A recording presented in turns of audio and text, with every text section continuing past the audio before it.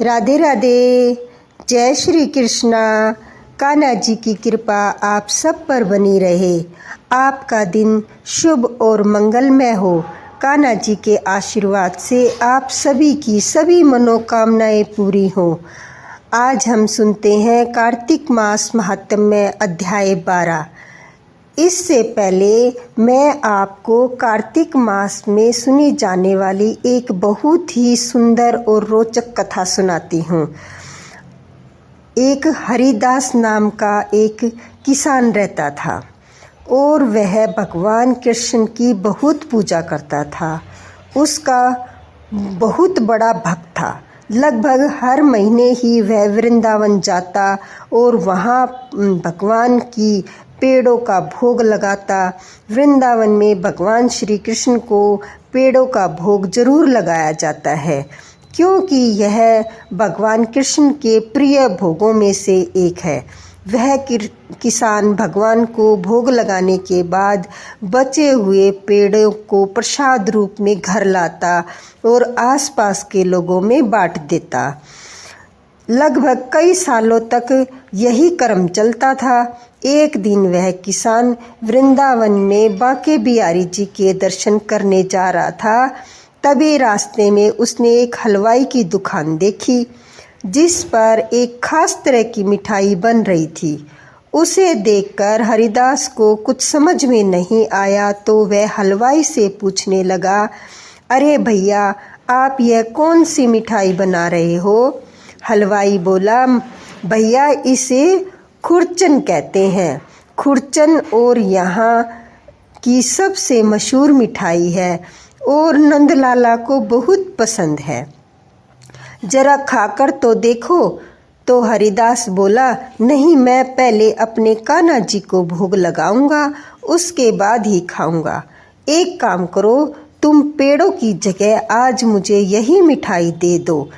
हलवाई से खुरचन लेकर वह किसान मंदिर पहुंच गया, बांके बिहारी जी की पूजा की और भोग लगाकर वापस गांव आ गया। उसके बाद तो वह हर महीने कान्हा जी को खुरचन का भोग लगाने लगा। इसी बीच मौसम बदला और गर्मियाँ शुरू हो गई। फिर एक बार वह वृंदावन जाने लगा तो रास्ते में उसी हलवाई की दुकान पर पहुंच गया, लेकिन इस बार उसे दुकान पर कहीं भी खुरचन नजर नहीं आई, जिसका भोग वह कान्हा जी को लगा रहा था। हरिदास ने हलवाई से पूछा, भैया, आज खुरचन नजर नहीं आ रही, क्या बात है?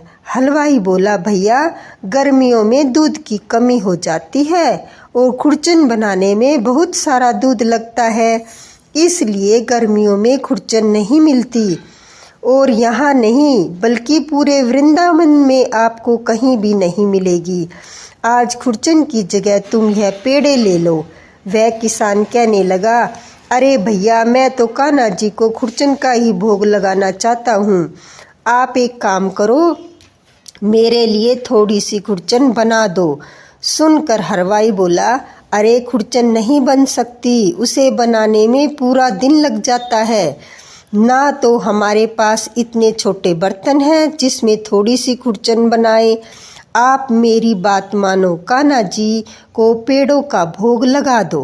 किसान ने सोचा, लगता है इस बार कान्हा जी को खुरचन का भोग नहीं मिलेगा, चलो पेड़े का ही भोग लगा देता हूँ। ऐसा कहकर उसने हलवाई से पेड़े लिए और भगवान को भोग लगाने के लिए मंदिर में पहुँच गया। भोग लगाकर वापस आ गया। जब अपने घर वह रात के समय सो रहा था तो उसने सपने में कान्हा जी बाल रूप में दिखाई दिए।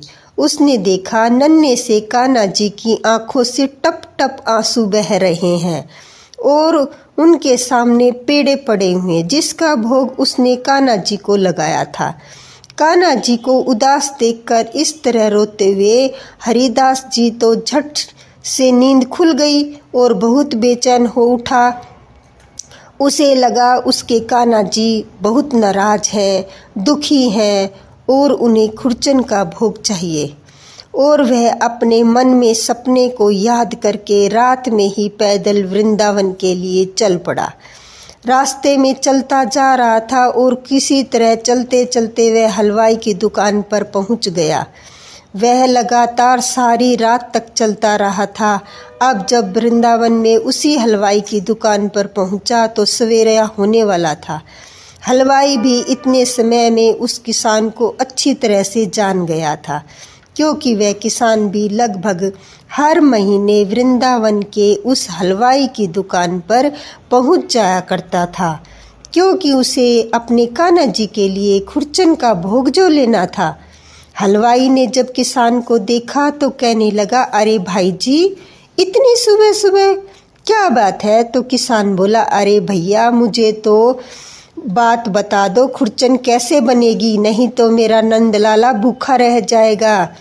हलवाई बोला, हमारी जैसी दुकान पूरे वृंदावन में कोई नहीं बनाता, हम तुम्हें कैसे बता दे? तो लगता है तुम्हें किसी हलवाई ने खुरचन के बारे में पता करने के लिए भेजा है, कैसे खुरचन बनाई जाती है, क्योंकि इतनी स्वादिष्ट खुरचन तो केवल हमारी ही दुकान पर मिलती है। यहाँ तुम कान्हा जी का नाम लेकर झूठी मनगढ़ंत कहानियाँ बना रहे हो, ताकि मैं तुम्हें खुरचन बनाने की विधि बता दूँ। चलो भागो यहाँ से और फिर कभी दोबारा नज़र मत आना। हलवाई से डांट फटकार सुनकर किसान बेचारा दुखी हो गया और वह कान्हा जी के मंदिर के बाहर जाकर चुपचाप बैठ गया। दुख के मारे वह कान्हा जी के दर्शन करने भी नहीं गया। खाली हाथ जाता तो क्या करता, उसे तो नंदलाला के लिए खुरचन का भोग ही चाहिए था। अब इधर किसान को मंदिर की सीढ़ियों पर बैठे बैठे सुबह से शाम हो गई और वह भूखा प्यासा वहीं बैठा रहा और हरे कृष्ण का जाप करता रहा। शाम के समय किसी तरह वह हलवाई भाई, जिसने किसान को डांट कर भगा दिया था, हरिदास को यानी उस किसान को ढूंढते हुए आया और कहने लगा, भाई जी, मैं बहुत देर से आपको ढूंढ रहा हूँ। आपको मैंने दुकान से भगा दिया और उसके बाद से मेरी दुकान पर एक भी ग्राहक नहीं आया। शाम तक सारी मिठाइयाँ ऐसी ही रखी रही और सारी बासी हो गई। आज से पहले तो कभी ऐसा नहीं हुआ। मुझे माफ़ कर दो नंदलाला, तुम्हारे द्वारा स्वयं मेरी मिठाई का भोग लेना चाह रहे थे और मैंने घमंड में आकर क्या किया, तुम्हें अपनी दुकान से डांट कर भगा दिया। अब चलो मेरे साथ, मैं तुम्हें खुरचन बना कर दूंगा। किसान कहने लगा, मुझे क्षमा करो भाई, मेरे कारण तुम्हें कष्ट हुआ। अपनी दुकान छोड़कर तुम्हें यहाँ मुझे ढूंढते हुए आना पड़ा। हलवाई बोला, आप पहले मेरे साथ चलो, मैंने बहुत सारा दूध मंगवाया है। अब दुकान में हर दिन खुरचन बनेगी और फिर चाहे तुम कितनी भी खुरचन लेके चले जाना, फिर चाहे कितनी भी मैं खुरचन क्यों ना हो, मैं तुम्हें कान्हा जी का भोग लगाने के लिए खुरचन ज़रूर दूंगा। अब हलवाई उस किसान को अपने साथ दुकान पर ले गया और उसके सामने ही खुरचन बनाने लगा।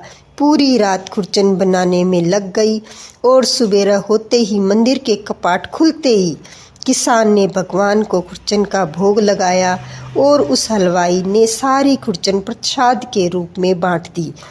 अब किसान के मन की जो बेचैनी थी, जो उदासी थी, वह दूर हो गई, क्योंकि उसके नंदलाला ने उसके हाथ से खुरचन का भोग जो ग्रहण कर लिया था। प्रेम से बोलिए बांके बिहारी लाल जी की जय। अब सुनिए आज का कार्तिक मास महात्म्य। जैसा कि आपने पहले अध्याय में सुना कि किस प्रकार गंगा जल के प्रभाव से राजा व ब्रह्म राक्षस और वो पिशाचनी अपनी इस योनि से मुक्त हो गए। उसके बाद नारद जी इतनी कथा सुनकर कहने लगे कि हे सूत जी, कृपा करके कार्तिक शुक्ला अष्टमी, जिसको गोपाष्टमी भी कहते हैं, उसका महात्म्य सुनाइए। सूत जी कहने लगे कि बाल्यावस्था में भगवान कृष्ण पहले बछड़े चराया करते थे। कृष्णा शुक्ला अष्टमी से वह गायें चराने लगे, इसी से यह अष्टमी गोपाष्टमी कहलाती है। इस दिन सब मनोकामनाओं को पूर्ण करने के लिए गौ का पूजन करना चाहिए। श्री कृष्ण जी की परम प्रिया श्री राधा जी के नाम से विख्यात राधा कुंड में स्नान करके जो श्री कृष्ण जी का पूजन करता है उसके सब पाप गोधूलि से नाश को प्राप्त हो जाते हैं। इस दिन गोधूलि के समय गायों के पीछे चलने से सैकड़ों जन्मों के पाप दूर हो जाते हैं। इस दिन गौ का दान करने से असंख्य गौओं के दान का फल मिलता है। यदि इस दिन सायंकाल के समय श्रवण नक्षत्र हो तो वह जयंती योग होता है। उसमें स्नान दान करने से मनुष्य शीघ्र ही मोक्ष को प्राप्त हो जाता है। बोलो विष्णु भगवान की जय, कृष्ण भगवान की जय, राधे रानी की जय। आइए अब सुनते हैं तुलसी चालीसा। श्री तुलसी महारानी करु विनय सिरनाय, जो मम हो संकट विकट दीजे मात नशाय। नमो नमो तुलसी महारानी, महिमा अमित न जाए बखानी। दियो विष्णु तुमको सम्माना, जग में छायो श्रेयस महाना। विष्णु प्रिया जय जयति भवानी, तिहु लोक की हो सुख खानी। भगवत पूजा करे जो कोई, बिना तुम्हारे सफल न होई। जिस घर तवन तहीं होए निवासा, उस पर करी विष्णु नहीं वासा। करे सदा जो तव नित सुमिरन, ताके काज होए सब पूरन। कार्तिक मास महात्म तुम्हारा, ताको जानत सब संसारा। तव पूजन जो करे कुवारी, पावे सुंदर वसु कुमारी। करे जो पूजा नित प्रति नारी, सुख संपत्ति से हुए सुखारी। वृद्धा नारी करे जो पूजन, मिले मुक्ति भवे पुलकित मन।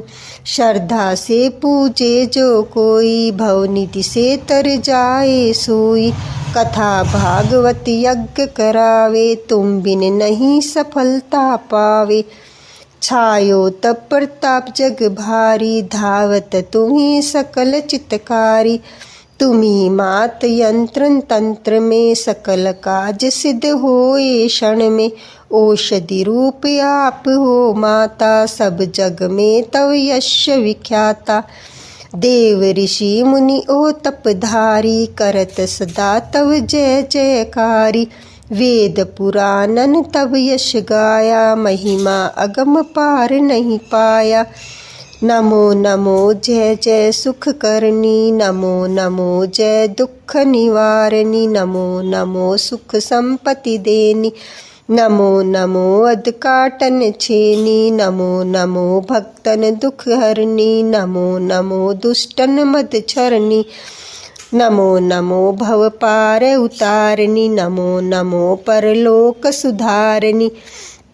नमो नमो जय जय कुमति निवासनी, नमो नमो जय सुमति बढ़ावनी। नमो नमो निज जन उपजावनी, नमो नमो सब सुख उपजावनी। जयति जयति जय तुलसी माई, ध्याऊं तुमको शीश नवाई। निज जन जानि मोहि अपनाओ, बिगड़े कारज आप बनाओ। करूँ विनय मैं मात तुम्हारी, पूरन आशा करो हमारी। शरण चरण कर जोरी मनाऊं, निश दिन तेरे ही गुण गाऊं। करूँ मात अब मो पर दया, निर्मल होए सकल मम काया। मांगू मात ये वर दीजे, सकल मनोरथ पूर्ण कीजे। जानू नहीं कुछ नेम उचारा, क्षमू मात अपराध हमारा।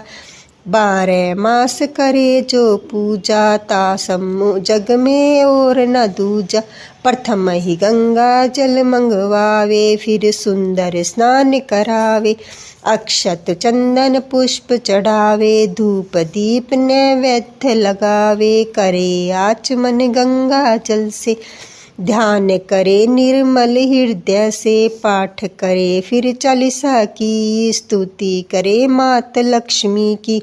यही पूजा विधि करे हमेशा, ताके तन नहीं रहे कलेशा। करे मास कार्तिक का साधन, सोवे नित पवित्र महियासन। करे कामना जो मन माई, सो सब निश्चय सिद्ध हुई जाई। है यह कथा महासुखदाई, पढ़े सुने सो भव तर जाई। यह श्री तुलसी चालीसा, पाठ करे जो कोई, गोविंद सो फल पावही, जो मन इच्छा होय। तुलसी माता की जय, विष्णु भगवान की जय।